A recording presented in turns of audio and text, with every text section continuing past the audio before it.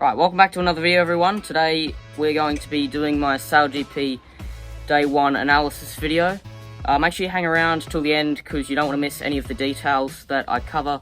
Also stick around till near the end of the video because I'm going to be covering some of my predictions for the SailGP event in Bermuda and whether they seem to be correct or not so far.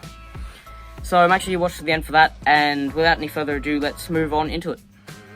Okay, so the first thing that we're going to do is go through the highlights and the best spots to analyze of the race and go through them, pick apart the maneuvers and all the different boats and the tactical mistakes and advantages.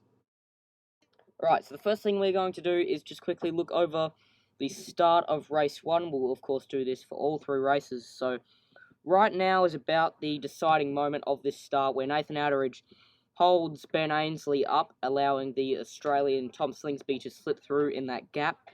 So you see the Outteridge probably holding up what I would say a little bit too long. Slingsby's coming up with him, holding them up. So masterclass by Slingsby to get that gap there. But also what I thought had a really good start is also Spain up on the top end of the line and the French down just below the Australians. Really good start for them. So you can see this, the Spain boat has not quite enough time to roll over the top of the Australians. They just hang in there. But the French doing really well, just holding on to that overlap. Right, so coming off this reaching leg, we can see out the back is Japan, Denmark, and New Zealand. And the Americans are a bit out the back as well. The French looking like in a really good tactical position here. And Spain not so great. But the Aussies looking fairly good, just can't quite roll over the top of France to get that jibe, and they kind of can't really decide when to maneuver here, and that's what causes this little slip up as far as I can see. So the Aussies dip that windward hull, and they actually stay for the most part on the foils throughout the jibe, but just on the exit a bit after, they lose the windward rudder and have a bit of a nosedive after this. But for now, we will move on to the bottom gate, where it's quite interesting. 2 of the teams, New Zealand and Spain, who looked pretty good on the downwind, choose to go left while the rest of the fleet goes right. So this is probably the first big tactical error of the race. There was obviously quite a big right-hand shift and a bit of a forced error by Australia to tack out there. They had to get clear air, but it probably wasn't the right way to go. Let's just cut to the US for this great bit of footage. If you look here, they've got some really nice windward heel, really nice boat handling by the US in that frame. Nice windward heel, nice bow down, nice and stable. So we're cutting now to the top mark, the French going around, and let's just look at this top mark rounding. The Americans having to do a little bit of a high mode to get around that. But let's just, when we cut to the lower shot, you can see they're nice and stable. Pretty good mark rounding by the USA. So that's probably, I would say, a 7 out of 10 for them. Nice and flat, but not exactly the best that they could be. So let's just watch the Japanese coming around here. Watch their rounding. And not too bad of a rounding for them. Either the British, pretty good rounding, and the Kiwis, a little bit too much leeward heel there. Alright, so now we go to the cross between the French and the Americans. French coming in on starboard, and a little bit too much windward heel, bow down a bit, dips that foil into the water, lots of white water. The French, by the looks of it, didn't have to alter their course, so no penalty there, but a bit of a swerve by Jimmy Spithill to get up there, and a little bit too deep of an angle for them to stay on the foils. So big loss by Spithill there, and the Australians, Spain and the Japanese capitalizing on that mistake. But it looks like this the French and the Aussies are going relatively the right way. Fairly good tack there by the French, not too bad, and the Aussies not a bad tack just by judging off the time that board went up.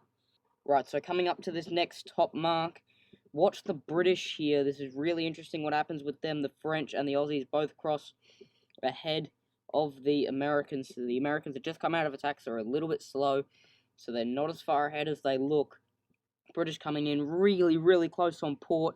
That's already close enough for a foul, and I can see they go right over, nearly capsize. That wing didn't pop soon enough, so a mistake by Ben Ainsley in the first place to tack that close to the Americans instead of dipping behind and going behind them, and a mistake by the wing trimmer not to pop that wing soon enough. So big mistake there by the British team. Right, so coming into the shot of the finish here, Aussies out in front of the French. They had a good downwind, a bit more boat speed, and still very good race by the French though, but the Aussies coming in to take the win for race one. So very well sailed there to come back from that disastrous jibe.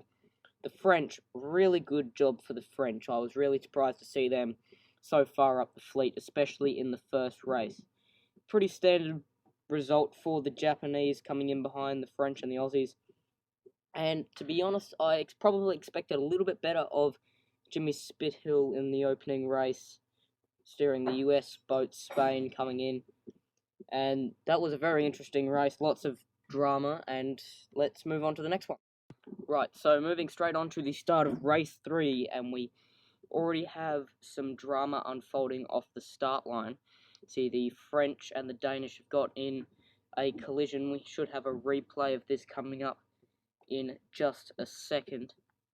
But for the moment, the French and the Danish trying to recover from that. Here we go, here's a replay so we can see the French come diving in there and collide with the Danish, so not good at all there for either teams. The French definitely in the wrong there. They did not give Denmark an opportunity to move out of the way. We come on board with Australia for the moment, just winding up for the start, getting ready for that trigger pull. Don't get a lot of information on the onboard cams in the start. So there we go, gun goes, and it is New Zealand with a pretty decent start off the line, but Ben Ainsley more like him out in front, and he's rolled over the top of the Kiwis.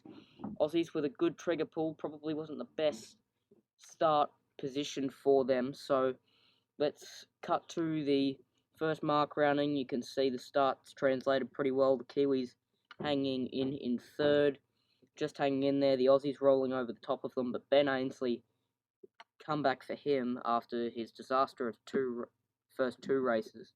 So on board with the Aussies, they're going for a jibe here. One man crosses the boat, crossing again, and pretty slick manoeuvre from the Aussies. No touchdowns or splashes at all. Let's look at the New Zealand manoeuvre. So they didn't touch down, but bows went up a little bit, probably not quite as fast, and maybe jibed a little bit too late, so not great for the Kiwis. Let's move on to the next upwind. Really good tack there by Ben Ainsley. I thought I'd include that. Just heels it to leeward, going in. Beautiful flat boat on the exit. Board comes up, and they just have a tiny bit of windward heel as they continue sailing. So, onboard cam of the exit of the tack there. I thought that was really, really good boat handling by the British. Maybe a tiny bit low in the tack, but you can't get everything right. And another boat handling masterclass by the British, the Australians, and Spain. Absolute beautiful top mark roundings. This is at the next mark, so that is really, really good work by those teams. Beautiful top mark roundings by them. Nice windward heel going into it and on the exit. And if not heel to windward, nice and flat. They won't heel to leeward at all. So that's really nice boat handling, really good to see. But this, I can't remember if this is the bad one or the good one. This is the bad. Not great rounding from the Japanese. You can see they're a little bit too low in the water and get a bit of white water off the foil. So that's quite draggy. You don't want to do that. You want to avoid that. Right, so coming into not the biggest, but a pretty big moment in the third race. The cross between Ben Ainsley and Tom Slingsby. See the Australians go out to the right-hand side. You can see darker water out there. and Ben Ainsley heads off to the left-hand side where there is slightly less breeze, and this gives the Aussies a pretty big gain, gets them right back into the race. So definitely not the biggest moment, but it is a pretty big moment in the race. And you can see everyone else can see the breeze out on the right-hand side of the course. It is only Ainsley that splits off to the left. So not a lot you can do in that situation when you're not well set up to do a left-hand turn around the bottom mark, but definitely not the best thing to do in Ainsley's situation. So you can see here the result of this when the boats come back together. Australia with a decent lead, but then they start heading out to the left and they don't immediately go back to the right-hand side where the pressure appears to be. They start heading back to the left, so probably not the best move by the Australians there. Alright, so this is where the breeze changes and goes to the left-hand side. We get a bit of a left-hand shift up the top of this beat and more breeze over to the left-hand side, which Ainsley ends up heading towards. Good eyes out of the boat for Ben Ainsley there, so he seems to gain quite significantly from that, crossing ahead on port of the Australians. But what is interesting here is he doesn't tack back and head back into that breeze. He does a right-hand turn and heads back to the left-hand side of the course when you're looking downwind, and the Australians head out into that breeze that Ben Ainsley came up to the top mark in. So I found that really interesting. Both boats, pretty good boat handling, flying nice and high and fast, but Slingsby definitely in a much better tactical position from my perspective here. So that was really interesting to me that a tactical masterclass like Ben Ainsley would not come back. So here we are. This is the result of Tom Slingsby going out to that side of the course. He crosses back ahead of Ben Ainsley. This is right before the bottom mark. So possibly a tiny bit better boat speed and not a great jibe there by Ainsley either. So slightly better boat handling and better pressure leads to Tom Slingsby taking the lead off Ben Ainsley. So really good sailing by the Australian team there, and probably not so great by the British. I was really surprised about some of the tactical, what I thought were mistakes. So there's not a lot you can do on the sprint to the finish there. That is something that I was quite happy to see the America's Cup remove, but we're back with it in Sail GP now, so everything's different. But Ben Ainsley, probably not quite as good a boat handling, had some times to shine with his crew, with some really good boat handling, but the Aussies taking out the win in race 3, so incredibly well sailed to bring themselves back in for the win.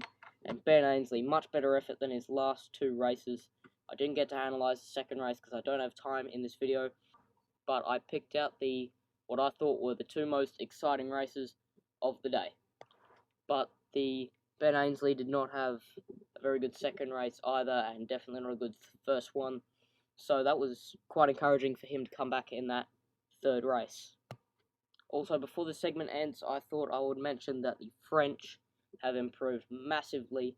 They had a really good day, so it's going to be interesting to see whether they carry that momentum onto tomorrow.